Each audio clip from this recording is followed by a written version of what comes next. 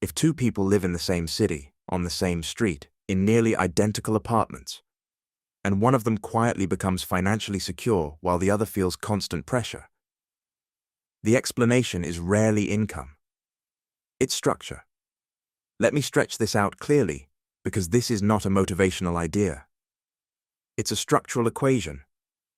Picture two apartments in a mid-tier downtown district, same square footage, same building age, same monthly rent range, around $2,200 per month. In apartment A lives Daniel. Daniel earns $118,000 per year working in tech operations. His income is stable. His career trajectory looks strong.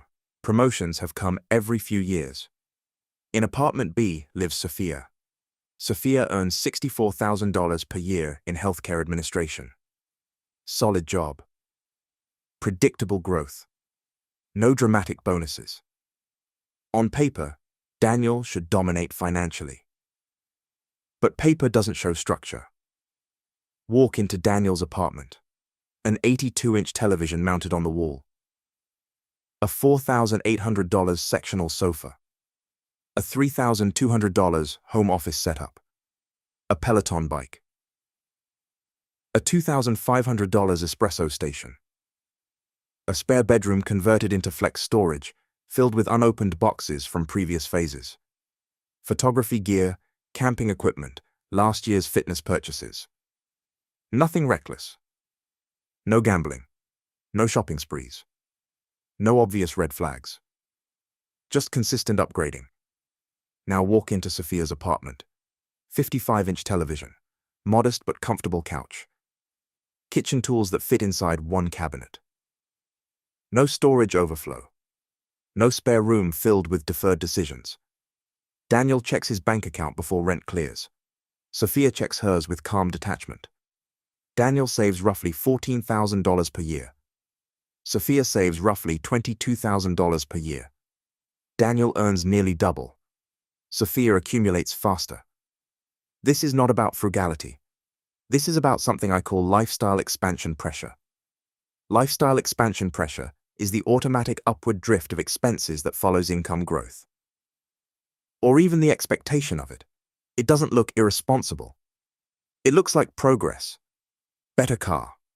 Better neighborhood. Better furniture. Better devices.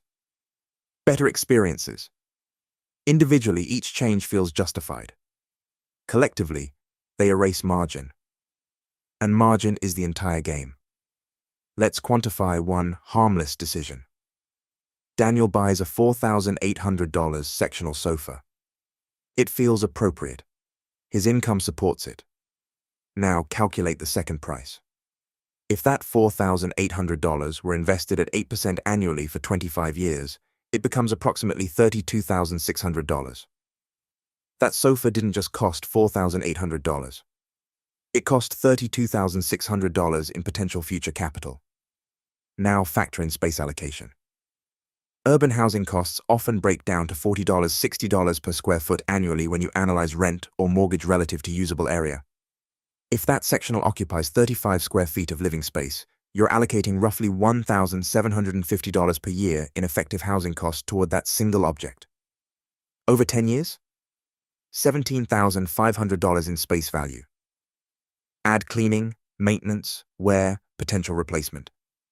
The true 10-year economic footprint of that sofa approaches $50,000. Not because sofas are inherently bad, but because ownership compounds silently. The purchase price is the visible number. The lifetime cost is the real number. Most people only calculate the visible number. Now multiply that by 20 categories. Upgraded TV, upgraded phone, upgraded car, upgraded kitchen appliances, upgraded gym equipment, upgraded wardrobe, upgraded travel expectations. Each upgrade increases the baseline. Once the baseline rises, it rarely falls. That's lifestyle expansion pressure. It locks in fixed costs. Fixed costs are dangerous because they are inflexible. Daniel upgrades his apartment from $2,200 to $3,100 per month after a raise. That's a $900 increase monthly, $10,800 annually. Over 15 years, $162,000 before accounting for rent increases. And housing rarely decreases. Daniel's fixed cost structure becomes rigid. Sophia keeps housing below 28% of her take-home pay. When she receives a raise, she increases her investments instead of her square footage. Her fixed costs remain stable. Her margin widens. Margin compounds. Fixed costs restrict.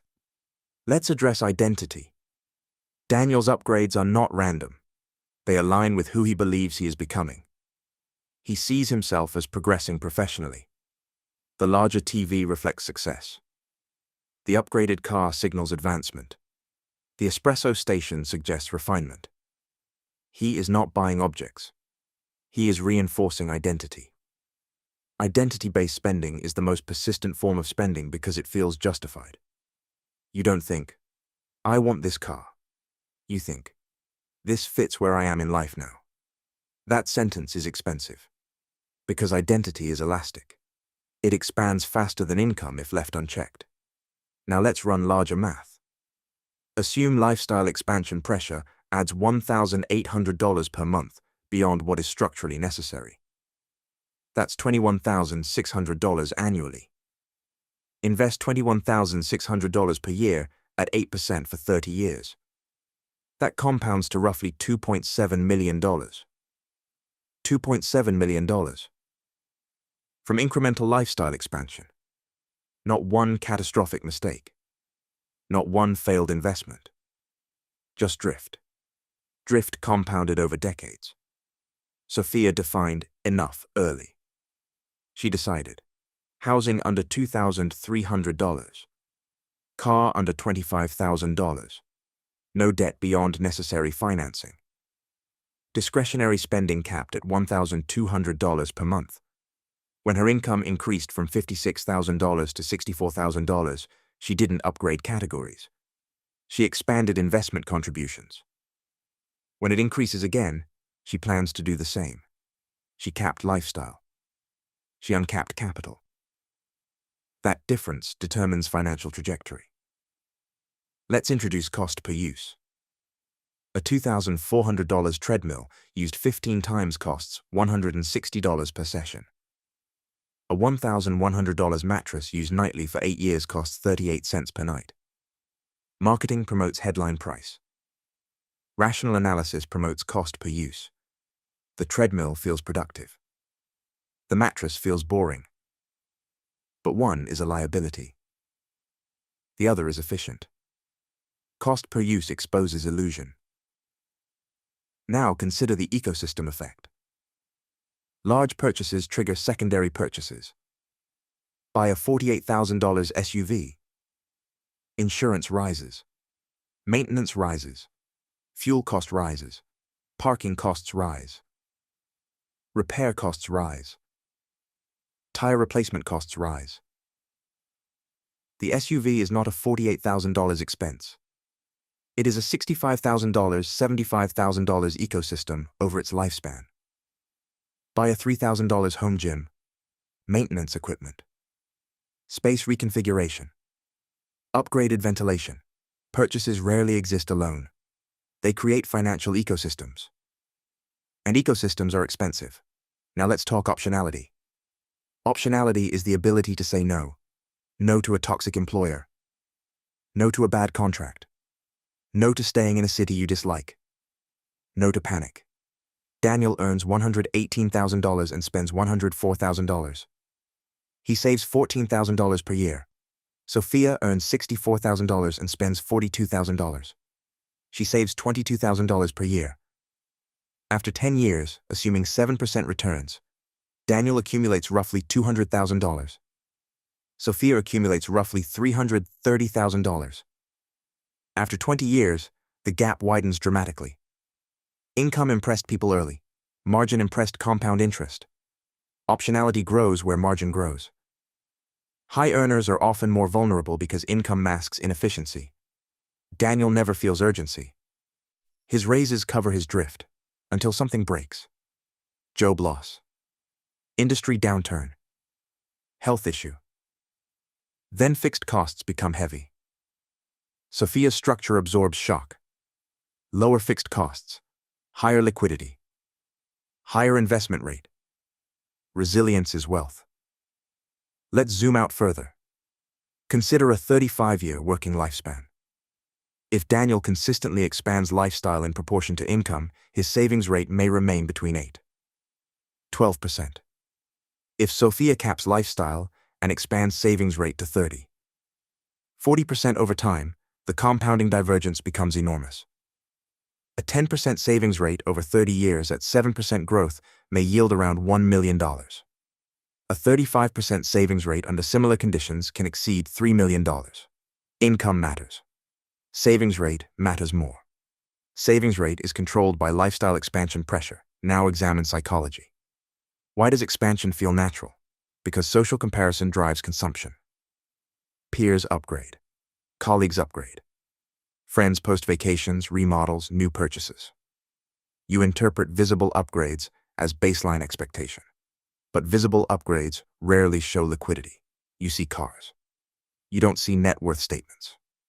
You see kitchens. You don't see investment balances. Lifestyle visibility distorts perception. Now consider insecurity. When financial security feels thin, purchases create temporary control. You feel progress. You feel movement. But that relief fades. Liquidity creates durable security. As Sophia's investments crossed $100,000, then $250,000, then $400,000, her desire to upgrade diminished. Her confidence came from assets, not objects. Confidence from capital is quiet, but powerful. Let's address one more critical concept: defining enough. Most people never define enough. Without a defined ceiling, spending expands infinitely. Ask yourself, what housing payment is sufficient? What car price meets performance needs? What lifestyle actually improves daily experience? Write down the number. Not a vague idea, a number. That number becomes your boundary. Without boundaries, income becomes fuel for expansion. With boundaries, income becomes fuel for wealth. Structure beats motivation.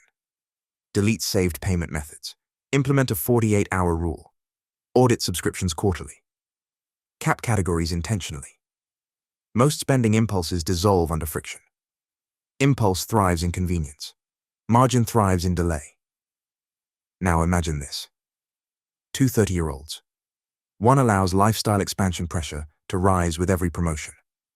The other locks lifestyle and scales savings. At 60, one retires comfortably with multiple income streams. The other earns more but works longer, not because of intelligence, not because of luck, because of structure. Tonight, look at your environment differently. Ask, if this disappeared, would I repurchase it? What is the second price? What is the 20-year opportunity cost? What ecosystem does this invite? Because every object is either building optionality or reducing it.